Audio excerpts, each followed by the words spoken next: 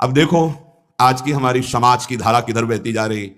ये जो बच्चे परस्पर मित्रता, boyfriend girlfriend, live in relation, ये जो आज के नई पीढ़ी में ये रोग लग गया है और इसे स्वीकृति भी है, नाश की तरफ हमारी समाज की वृत्ति जा रही है।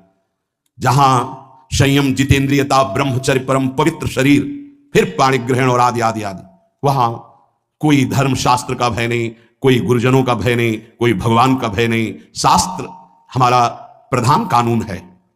वेद, पुराण, पौराणिक, ब्रह्म ऋषि, ये हमारे परम कल्याण के लिए जो सूत्र बोले, ये अगर हम वैदिक सिद्धांत, शास्त्र सिद्धांत, गुरुजनों की वाणी की वृत्तियों को नहीं पहचानेंगे, नहीं सुनेंगे, नहीं समझेंगे, तो हमारी वृत्तियां हमारा नाश कर देंगे। कौन है जो ये पाप करा रहा है? तो भगवान कह रहे हैं रजोगुण से उत्पन्न हुआ ये काम, ये काम ही पाप का मुख्य कारण है और यही क्रोध रूप में परिणित हो जाता है। बहुत खाने वाला महापापी, ये बैरी बहुत ही नाश करता है। इस विषय में सबसे बड़ा दुश्मन ये काम है।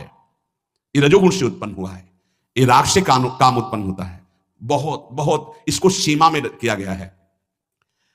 भगवान ने आगे वर्णन किया है कि धर्मयुक्त काम मैं हूं।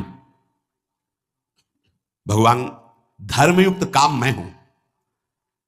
पाणिग्रहण संस्कार करके घर गृहस्थी में संतानोत्पत्ति के लिए जो चेष्टा है, काम चेष्टा, वो धर्म में बांधकर निर्विकार होने के लिए, उसे बेविचारी बनाने के लिए नहीं है कि एक सीमा में बंद करके एक ऐसे शास्त्रीय पद्धति के अनुसार चलने से निष्कामता आ जाए। किसी धर्मपूर्वक एक को स्वीकार करके जब तो घृणा हो जाएगी। आप देख लेना, ये जब से मोबाइल आया और इसकी दूषण वृत्तियों को स्वीकार किए तो हमारी नई पीढ़ी बहुत हानि को प्राप्त हो गई। जो नए सिद्धांत अन्य जनों के आए, अन्य प्रांतों के देशों के, वो बहुत हानिकारक हो गए। ये भारत है, ये धर्म देश है।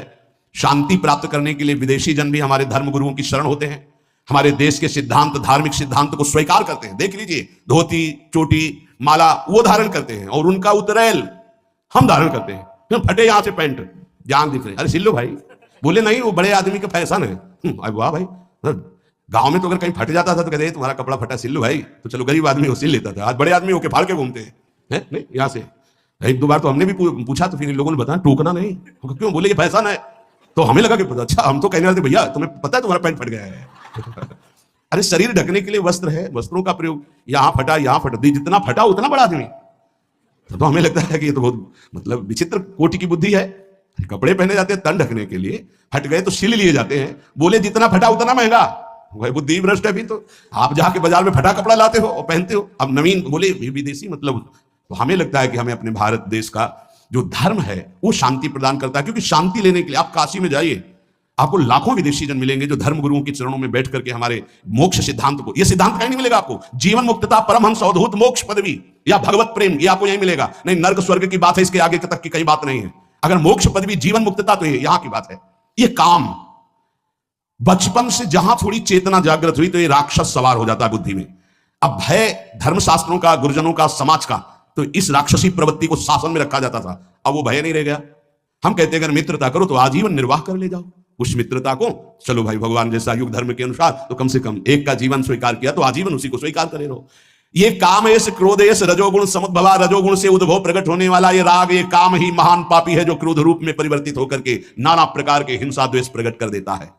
ये काम क्रोध में परिणित होता है। ये काम महापापी, कभी ना अघाने वाला। इस विषय में तुम इसको महान दुश्मन जानो। ये कभी तृप्त नहीं हो सकता, चाहे सैकड़ों शरीरों को भोग लो, चाहे लाखों शरीरों को भोग लो, ये पाप के सिवा कुछ नहीं करवा सकता। ये केवल वासना बढ़ती रहती है। वासना अब की बार, शायद अब की बार, इस अवस्था में नहीं, इस शरीर में, इस शरीर में नहीं, इस भागता घूमता है। अनंत काल हो गए हमको भटकते भटकते।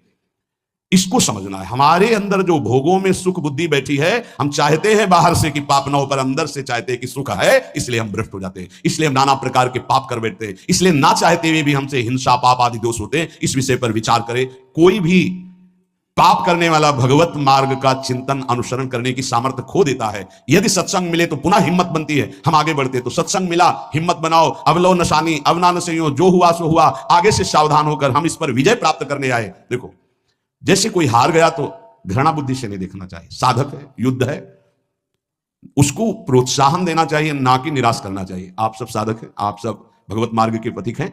अगर कभी चूक हो जाती है, कोई फिसल रहा है, तो हमें दौड़कर उसे उठाना है, ना कि ताली बजा के हंसना है।